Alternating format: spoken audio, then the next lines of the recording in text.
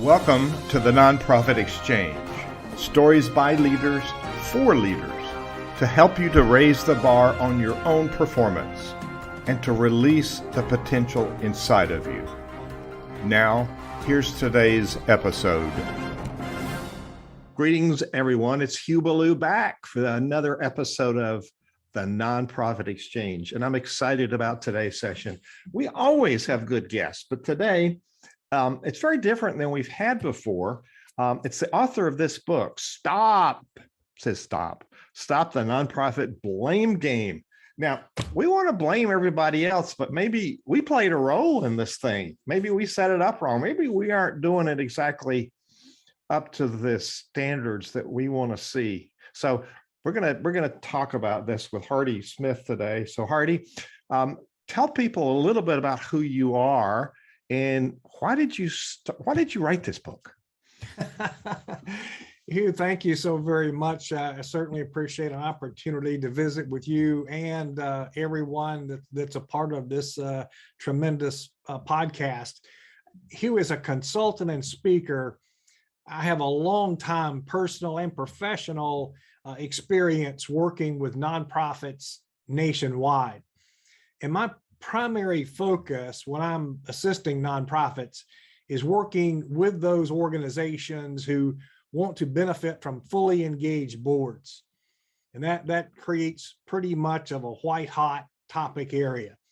And I have a results-oriented approach that was developed during 30 years working in the world of NASCAR racing. So it's a little bit of a different background than most of those who are involved with nonprofits bring to the table, but it's something I enjoy very much. And I guess the question of the day, why write this book, is, well, number one, I believe that there's a tremendous need. All of us working in the world of nonprofits, the social sectors, totally understand the mass across the board frustration that exists, and that frustration is generated by lack of engagement or too much engagement by board members who aren't performing as expected. So there's a tremendous need for what I believe this book offers. There's been a whole lot of advice over a long period of time that's shared in the sector on how to deal with this very dysfunctional situation. But in my opinion, and I think all the research shows, the advice that's been offered hasn't produced a result. So I saw an opportunity where results are needed, and I set out to deliver that. And I believe that's what Stop the Nonprofit Board Blame Game does. So it's just uniquely enough, in my keynotes and my trainings, I use the analogy as a conductor. I use the analogy of an orchestra. As you want to build this high performing team, and in the orchestra you've got people that are very skilled, and they don't give up that skill to be part of a team. So this is one of the slides from one of my keynotes. Your team is an orchestra. Now, let's go on down. Here's also one analogy that I use. So you got 7 guys that jump over a wall in 13 seconds. They change 4 tires, fill a tank of gas, clean the windshield, and they're done. If it's 13.1, you've probably lost a position on the track. Too slow. So it's really important. What we don't do in nonprofit boards is we don't rehearse for success. We just show up and we do the same old stuff and we expect good results. So what's wrong with that picture? I think if you went back really quickly, we just kind of walk back to that the shot of the pit crew there at Daytona. Every single one of those individuals, jackman, tire guy, impact wrench guy, windshield washer guy, and of course, the crew chief calling the shots, and don't forget the driver. Every single one of those is a specialist, and they're highly skilled, and they're recruited to perform a certain function. And the arena that they perform in it happens in a matter of seconds. It's repeated only 3 or 4 times during the course of a race, but that's their job and their responsibility. Very intentional by teams when they're putting together the top pit crew, because as you said, fractions of seconds can cost a race. As a matter of fact, this is a picture of Daytona, where I'm based, and the Daytona 500 coming up in just a few weeks. A football field a second, that is the speed that these NASCAR Cup cars are traveling. A football field a second. So if you lose a second in the pits, you've lost 100 yards, which in the course of history of Daytona 500s, that's plenty of time to lose a race. Now let's make the connection, jump from NASCAR to nonprofit boards, okay? Mm-hmm. The NASCAR teams are very intentional about who they recruit. The challenge here that I see with way too many nonprofit organizations is, Hugh, they're not intentional about board recruiting. So I'm an advocate of recruiting board members, getting the right people, and you do that by recruiting with purpose and process. Now, what do I mean by that? What I mean is that nonprofits typically wait until the very last minute without any forethought for filling board vacancies. So they know, when the end of the year is, they know when board terms are up. They know when a vacancy is going to occur, and they just kind of wing it. They look for what I call slot fillers. Okay, who can we grab? Who knows somebody that we can just stick on our board? Now, my challenge is to every nonprofit leader that's with us this afternoon. How important is your mission? So you might be a little bit offended, and if you are, that's okay, because if you're offended by me asking how important is your mission, you should take it to heart when I'm saying, if your mission is that important, you need the right board to make sure that mission is happening, and you have to be intentional about it. And the way you do that is you simply first identify the what. What is it that you need? And every organization is unique. It's not a cookie cutter approach as far as this individual will fit on this board and then they'll just automatically fit on any other board. I don't believe that's the case. Certainly there are some individuals that'll be great wherever they are, but every single board, every single nonprofit, in my opinion, is unique. And you need the skills that will help your organization in its unique purpose. And then when you identify the what, the who. So who is it that has what you need? And work in advance. Don't wait until the last minute. Consider what sports teams do. They're constantly recruiting. They're constantly on the lookout. I'm seeing, football teams, basketball teams at the college level. They know who the top youth sports prospects are in junior high or middle school. And they're tracking those for years prior to them actually offering a scholarship. So that kind of intentionality, recruiting board members with purpose and process, is what I advocate for nonprofit boards. And, there are personalities to consider. There are all kinds of things to consider. Will someone be the best person, a good fit, best fit for your board? And what the book addresses is 2 things. Number one, those organizations that don't take this approach, and then those organizations that do, you may have a perfectly performing high performance board, but you have to make sure you always do. You can't let for our members of the clergy that are with us this afternoon, you can't let those boards backslide. You got it. So if you're driving in a cup race as a NASCAR driver, you've probably driven in other series before that. So you've had some experience. Now we want to just go cold turkey and say, George, how about being on my board? You know, and then we lie to them, say, oh, it's not a lot of work. And they know you're lying. So why do we have this I don't know, it's guilt about asking people? Why are we ashamed to ask people to serve humanity? Well, I'm going to say I know the answer, and it's not guilt, it's not shame. It's because you're afraid the person is going to say no. Yeah. And if they say no, you're not sure who else you're going to ask.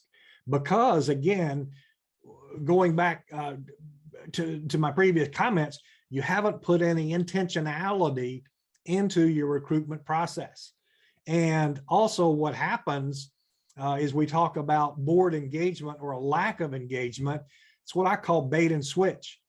So you know what you're going to ask a board member to do once they say I do at the altar. But you know, once you get to that point, it's a little bit late to start having a conversation that's going to work out well about what your expectations for the relationship are going to be.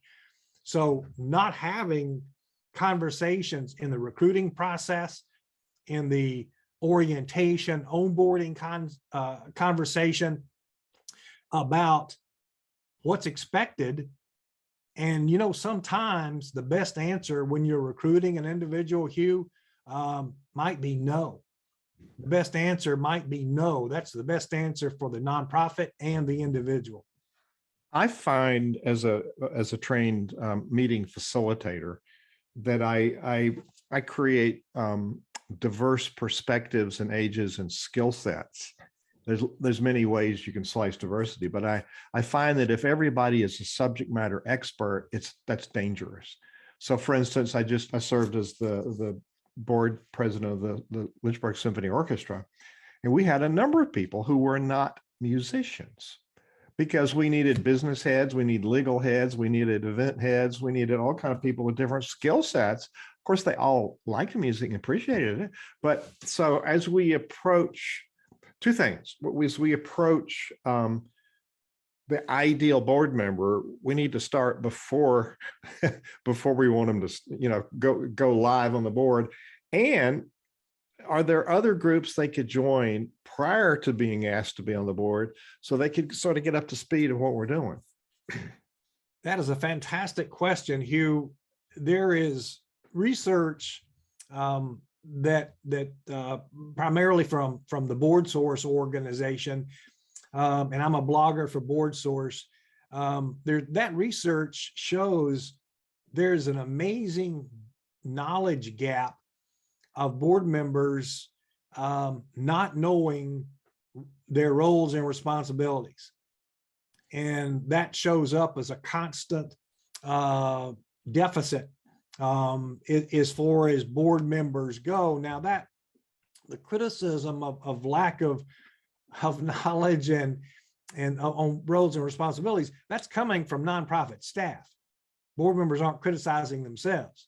So if nonprofit staff has an issue with board members not knowing what they need to know, you can't know what you're supposed to know if you don't know it. So whose job is it to provide that education?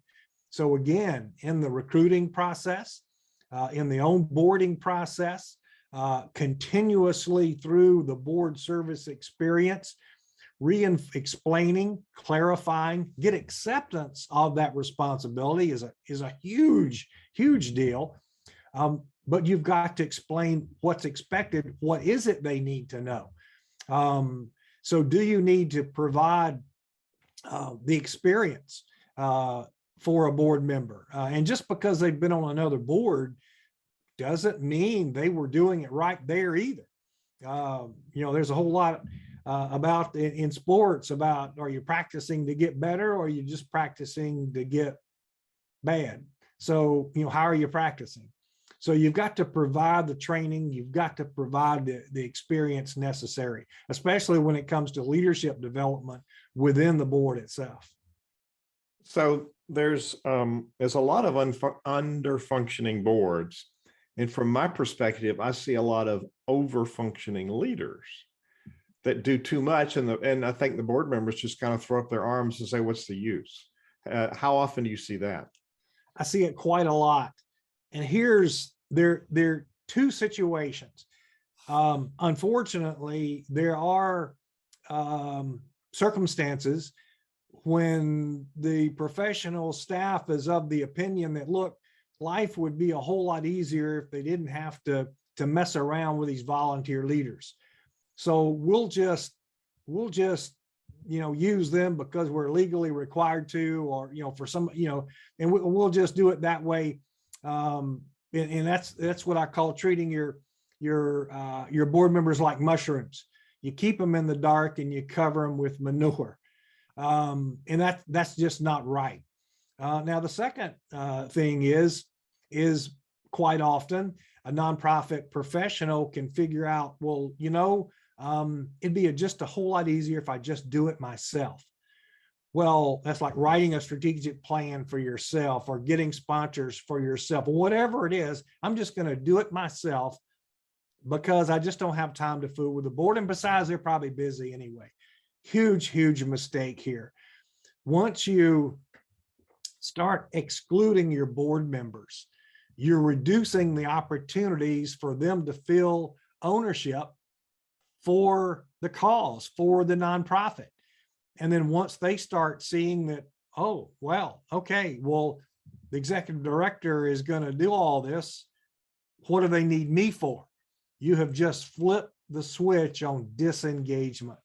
So that's, oh gosh, that's just so wrong in so many ways.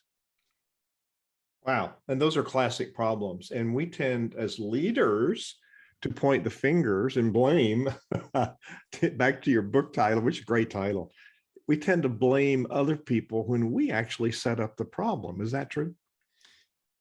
My research agrees with you, Hugh. And what I found in my research is while the finger of blame from that nonprofit staff leader is pointing toward board members, there are so many board members that are frustrated by their board service experience. So good intentioned, well-meaning, very highly qualified, very motivated board members quite often are totally turned off, become disengaged because of a number of repeated mistakes that organizations make in the relationship with their board members. My.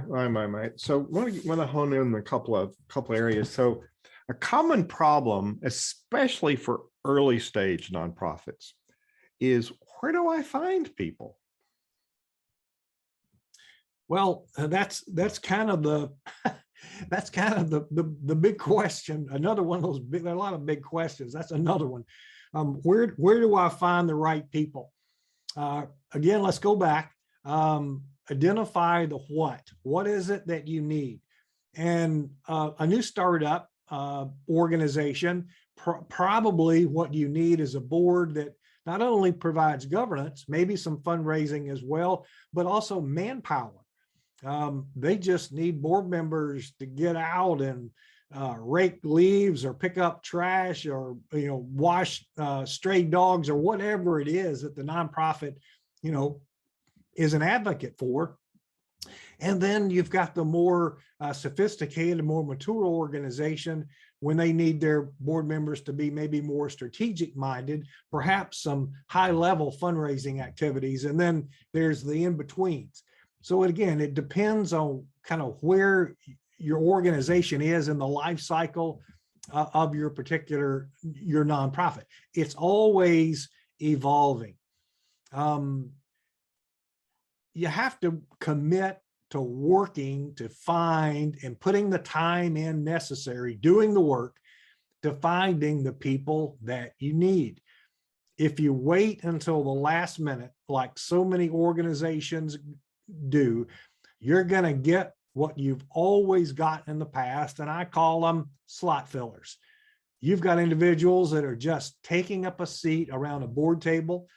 They don't really fully understand your mission. They're involved in way too many other organizations with too many other commitments.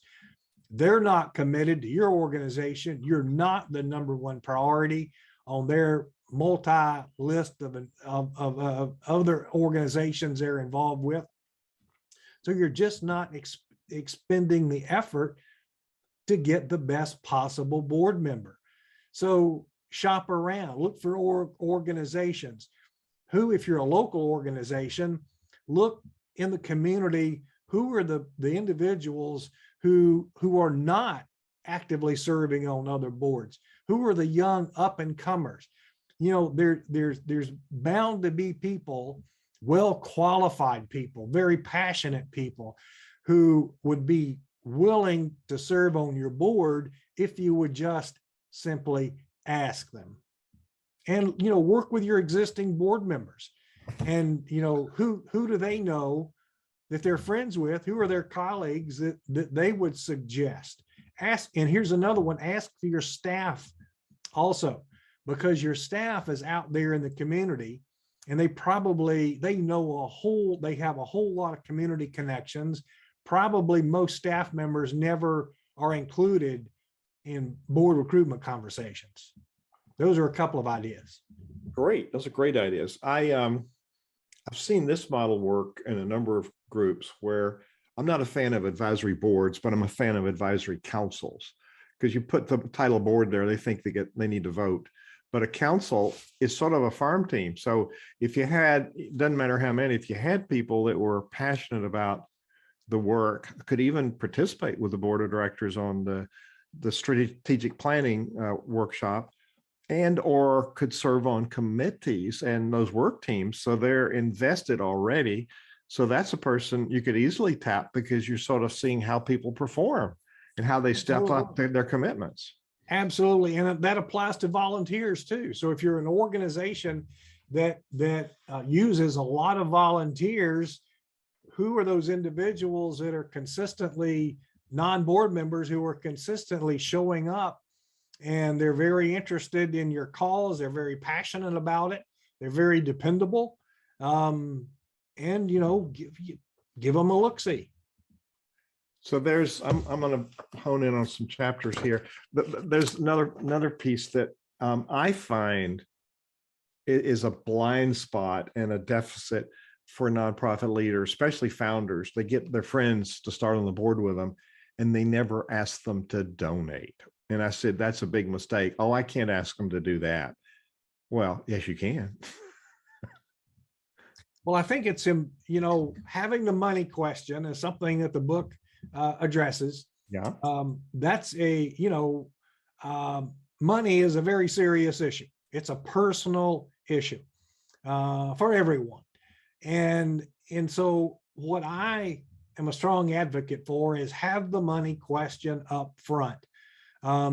If I'm recruiting you, Hugh, to be on the board, if I'm not letting you know that we're expecting every board member to write a check of X amount, or let's expand the conversation to actually raising money.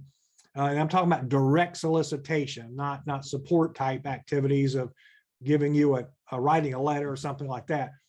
But, you know, the money question is so critical. And if the board is, or the organization is expecting you, Hugh, as a new member to write a check, then I am totally off base if I don't let you know that in the very first conversation we have. Because if I don't, and you find out later, like you come to the first meeting and the board chair says, Hugh, welcome to the board. And by the way, when will you be writing that big check that every board member writes? The board has probably just lost you. Again, that's what I call bait and switch. We're afraid to have the money conversation up front because we're afraid we'll lose you. And, you know, most people, as a matter of fact, most people don't like asking other people for money. So even though I'm willing to ask you to be on the board, I'm not willing to ask you to write a check either. You know, you might as well ask them to write the check, because if they don't, they're going to waste it somewhere. You know, I've got to the point in our life, my wife and I donate to a number of organizations, and it really feels good to be able to do that. And Sure. so you're depriving somebody of that commitment to support the organization financially. And you say, oh, they're donating their time. We know that they can go raise money. Well, if they're not willing to give money, how are they going to ask other people to give money? Come on. So we don't think that one through. We got this there's all kind of negative things we tell ourselves about money anyway. So just make it up front, and it's a matter of fact. That's really good advice. So back in the book, there's some chapters I highlighted here, 13, 14, 15. So there's the communications, which in 33 years of working with nonprofits, it's never failed to come up as a problem, communication. But it's sort of like everybody talks about it, nobody does anything about it. The changing the board performance culture, because we've learned things wrong and we've inherited bad systems. And then the other one is creating, you spoke about board leadership. So take any of those, if you will, and let's talk about why those are important. Let's jump on communication. And the key here is communicating effectively, and underline effectively. So if I were showing you my PowerPoint presentation as part of a speaking engagement, the word effectively would be underlined and in red. In the survey, in the research that I've done, board members have shared with me that miscommunications, failure to communicate, breakdowns in the communication activity, that's the number one reason for disengagement. That's the number one reason for board members not doing what they're supposed to be doing. Now let's hit just a couple of quick pointers here. Communication frequency is certainly important, but it's not totally about frequency. It's what are you communicating? How are you communicating? The timeliness of the communication. Board members typically do not want to be surprised. And remember this, just visualize for our nonprofit leaders on the podcast today, visualize your boardroom, all the faces sitting around the table.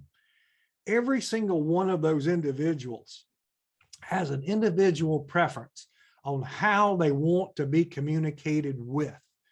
And, when I worked in NASCAR racing, I worked for Bill France, and Bill would call me in and ask me for a situation report, and I would just launch into a full scale report that I'd worked really hard on. And he said, Hardy, look, I just need a weather forecast. Is it raining? Yes or no? That's all I need. And I just, boom, boom, cover it. And that was his personality, communication personality preference. If he wanted more information, he would ask for it. So what I'm suggesting is nonprofit leaders and also board leaders as well, because they're communicating with their board members too, right? So you've got to do the work necessary to understand how each one of your board members prefers to be communicated with. Do they want a big, thick board packet? Do they want a short video? Just send them a text message, tweet it out, an email newsletter, what is it? And probably most nonprofit leaders with us this afternoon are saying, great, Hardy, we've got enough to do, and you've just loaded us down with more communication work. Yes. And how bad do you want a successful relationship with your board members? Anyone involved in a long time successful relationship, they'll also tell you communication is the number one key to a successful relationship with another individual. The same thing applies to board members. Communicate effectively. It's not a bad idea to have lunch with everybody over the course of the year. Got to maintain the personal connection. Personal connection, connectivity, if you will, leads to relationships. Relationships leads to trust. Trust leads to collaboration. Collaboration leads to engagement. So the nodding board, I've seen boards where the leader talks at them and they come in and all they do is nodding, and then they go home and do nodding. So nothing happens. So how do we break that cycle and changing the culture and the performance of the board? Hugh, what a terrific question. The issue here, if you have that type of board meeting dynamic, is that they're a turnoff. So if you're not sure about that, just kind of pay attention to attendance. Pay attention to are board members asking questions? Do they have comments to share?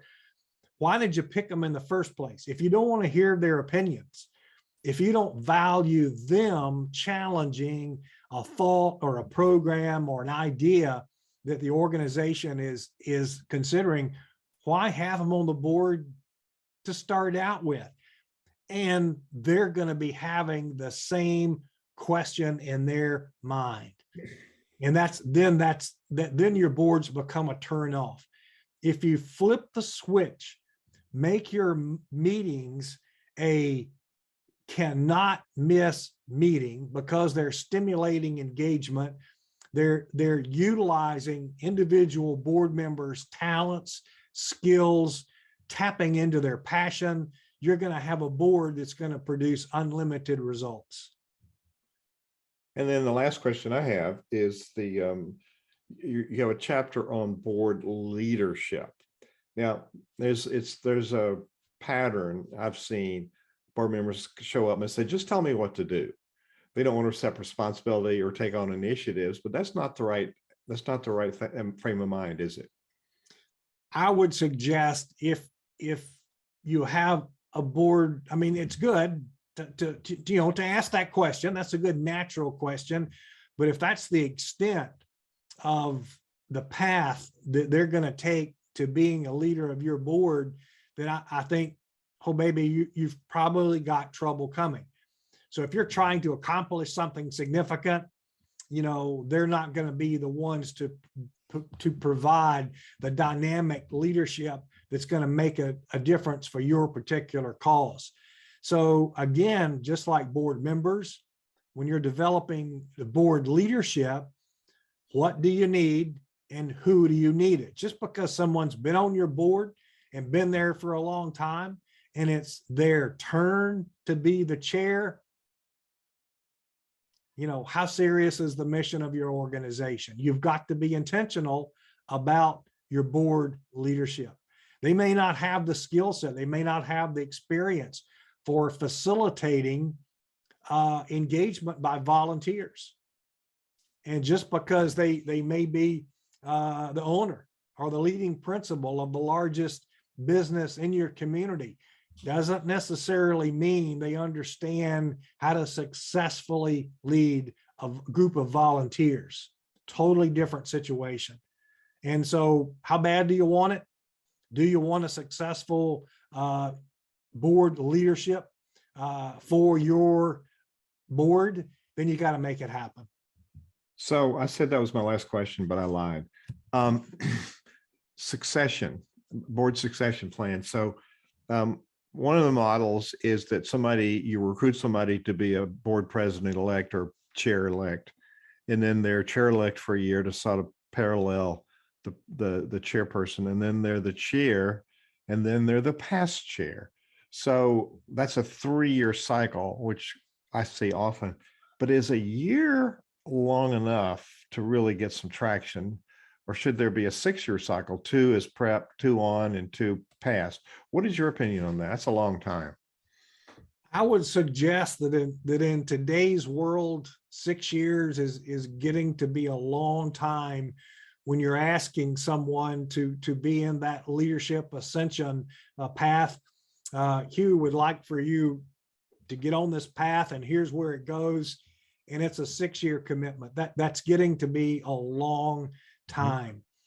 So narrowing that down, president-elect, president, past president, that's half of that time.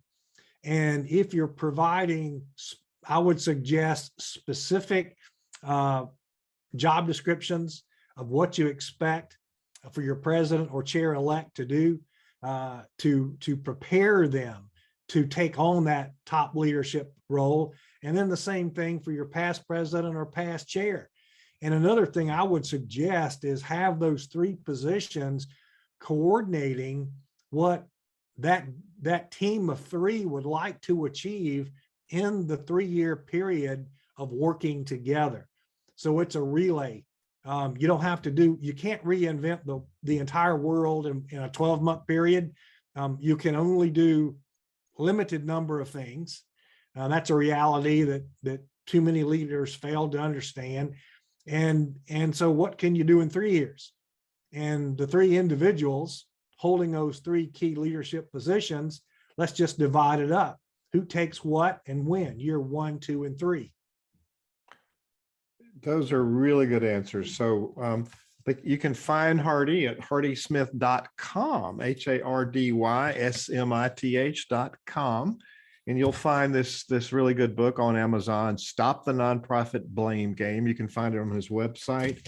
And that should be in every nonprofit leader's library. It's systemic, step-by-step processes on how to do all of this stuff and a lot more. So Hardy, thank you for seeking me out. I'm really glad that I paid attention and got you to be my guest on the Nonprofit Exchange today. Any parting thought or tip you'd like to leave people with? I would just reinforce your very strong commercial for my book. Here, the book is written as a resource. It's meant to be used. It not only identifies problems, it provides solutions. More importantly, the solutions have specific how-tos. And within, it's a book to be used and put to work. So I would encourage everyone to buy the book. It's on Amazon, as you said, and let it help you make a difference for your nonprofit and your nonprofit board. Absolutely. I recommend that too. So Hardy, thank you so much for being our guest today on the Nonprofit Exchange. Thank you, Hugh. Thank you, everyone. Thank you for watching the Nonprofit Exchange.